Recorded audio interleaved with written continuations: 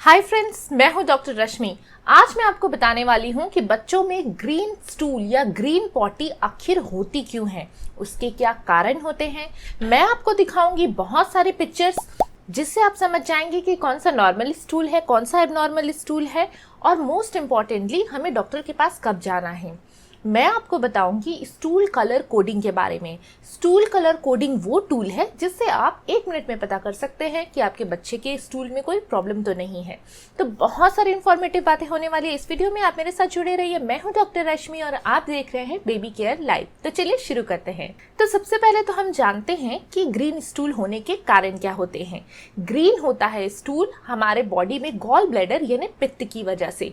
जी हाँ, जो हमारा जो नॉर्मल स्टूल है, जब उसमें गॉल ब्लैडर का फ्लूइड मिलता है तो वो ग्रीन कलर का हो जाता है।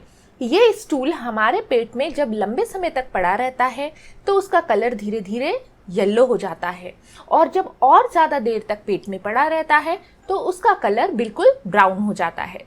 तो जैसे आप समझ चुके हैं कि अगर हमें बहुत फ्रीक्वेंट स्टूल हो रहा है यानी कि डायरिया हो रहा है तो हमारे स्टूल का कलर ग्रीन रह जाएगा, क्योंकि उसे ग्रीन से येलो में कन्वर्ट होने का टाइम नहीं मिलेगा। तो ये था पहला कारण। अब मैं आपको बताती हूँ जो दूसरा कारण है। कभी कभी माताएं गलत तरीके से दूध पिलाती हैं बच्चों को, जिसकी वजह से उन्हें ग्रीन स्टूल की प्रॉब्लम हो सकती है। जो हमारा ब्रेस्ट होता है उसमें जो आगे की तरफ मिल्क होता है उसे हम कहते हैं फोर मिल्क, और जो पीछे की तरफ मिल्क होता है उसे कहते हैं हाइंड मिल्क। तो जो फोर मिल्क होता है उसमें बहुत ज़्यादा शुगर होता है, लैक्टोलोज होता है, और जो हाइंड मिल्क होता है उसमें बहुत ज़्यादा फैट होता है। तो कभी कभी मदर्स क्या करती हैं, बच्चे को एक तरफ से थोड़ा सा दूध पिलाया फिर छुड़ा दिया, फिर दूसरी तरफ थोड़ा सा दूध पिलाया फिर छुड़ा दिया।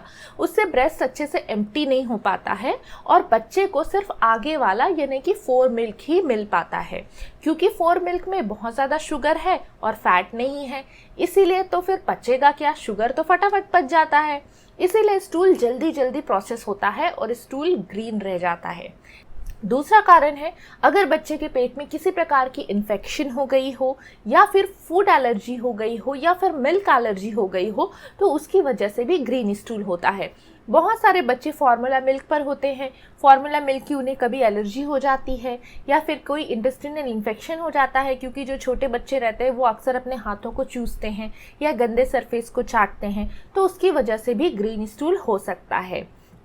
तीसरा इंपॉर्टेंट कारण ये है कि अगर जो माँ दूध पिला रही है बच्चों को, वो कुछ ऐसा फूड सब्सटेंस खाती है जिसमें ग्रीन कलर ऐड किया गया हो, जैसे कि बाजार में बहुत सारे फलों और सब्जियों में ग्रीन कलर का स्प्रे छिड़का जाता है उन्हें तरोताज़ा दिखाने के लिए। तो ऐसे अगर फूड सब्सटेंस का उपयोग अगर माँ करती है तो उसकी वजह से भी उसके बच्चे में ग्रीन स्टूल की प्रॉब्लम हो सकती है। तो ये थे मोटे मोटे कारण जिसकी वजह से ग्रीन स्टूल होता है। अब मैं आपको बताती हूँ नॉर्मल और एबनॉर्मल स्टूल को हम कैसे पहचानते हैं। तो देखिए, जो बच्चा छोटा है, जो सिर्फ ब्रेस्ट फीड ले रहा है, ब्रेस्ट फीड के अलावा और कोई फीड नहीं ले रहा है, तो उसमें स्टूल बहुत कम बनता है, क्योंकि जो ब्रेस्ट मिल्क है वो कम्प्लीटली पच जाता है और वेस्ट सब्सटेंस बहुत कम बनता है। तो ऐसे में बच्चों का जो स्टूल रहता है वो ऐसे छोटे छोटे बीजे के दाने की तरह रहता है। शुरू के 1 मंथ में बच्चा 5 से 6 बार भी पॉटी कर सकता है, उससे ज़्यादा भी कर सकता है, इसीलिए घबराने वाली कोई बात नहीं है।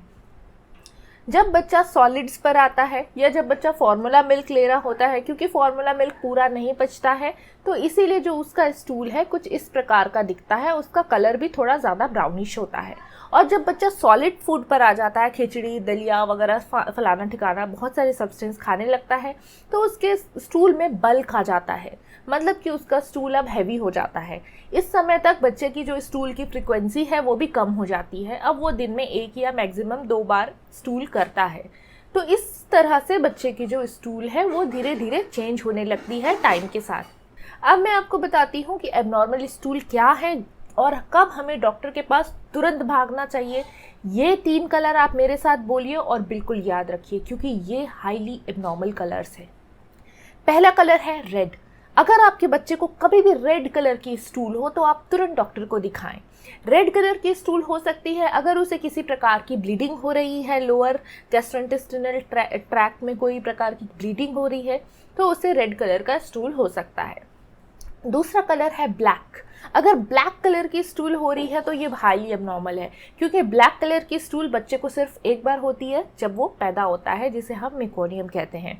उसके बाद अगर कभी भी ब्लैक कलर की स्टूल हो रही है तो आप तुरंत अपने डॉक्टर से कंसल्ट करें। ब्लैक कलर की स्टूल मतलब उसे अपर गैस्ट्रोइंटेस्टाइनल ब्लीडिंग होने के चांसेस है, उसे कहीं से ब्लीड हो रही है और वो ब्लीड इतना ज़्यादा हो रहा है कि वो धीरे धीरे ब्लैक कलर में कन्वर्ट हो रहा है। तो ये कलर का भी स्टूल अगर कभी भी बच्चे को मिलता है, इस कलर की पॉटी कभी भी होती है, तो आप डॉक्टर से बिल्कुल कंसल्ट कीजिए। तीसरा इंपॉर्टेंट कलर है क्ले। क्ले मतलब कि मिट्टी का रंग, जैसे आप मुल्तानी मिट्टी लगाते हैं उसका जो कलर होता है वो होता है क्ले कलर। तो अगर क्ले कलर की स्टूल हो रही है, मतलब बच्चे के जो स्टूल है उसमें बिल्कुल बिलिरुबिन है ही नहीं, मतलब उसको कोई लीवर प्रॉब्लम है या और किसी प्रकार की गैस्ट्रोइंटेस्टाइनल प्रॉब्लम है, जैसे कि बिलियरी इट्रीजिया, तो अगर ऐसी प्रॉब्लम है तो ये हाईली सीरियस कंडीशन है और ऐसे में आपको तुरंत अपने डॉक्टर को दिखाना चाहिए। तो अगेन मैं रिपीट कर रही हूँ, अगर ये 3 कलर्स देखने को मिलते हैं, रेड, ब्लैक और क्ले, तो आपको तुरंत अपने डॉक्टर से मिलना है। अब मैं आपको बताती हूँ स्टूल कलर कोडिंग के बारे में। जॉन हॉपकिंस चिल्ड्रन यूनिवर्सिटी ने एक स्टूल कलर कोडिंग चार्ट बनाया हुआ है, जिससे आप अपने बच्चे के स्टूल का कलर मैच करके पता लगा सकते हैं कि ये नॉर्मल है या एबनॉर्मल है। ये चार्ट का लिंक मैं डिस्क्रिप्शन में दे रही हूँ, ये चार्ट आपके बहुत काम आएगी। तो मुझे उम्मीद है मेरी इस वीडियो से आपको अच्छी जानकारी मिली होगी। ऐसे ही जानकारी पाने के लिए आप हमें सब्सक्राइब ज़रूर कीजिए और इंस्टा पे फॉलो कीजिए। तो मिलते हैं फिर किसी और वीडियो में, तब तक के लिए बाय।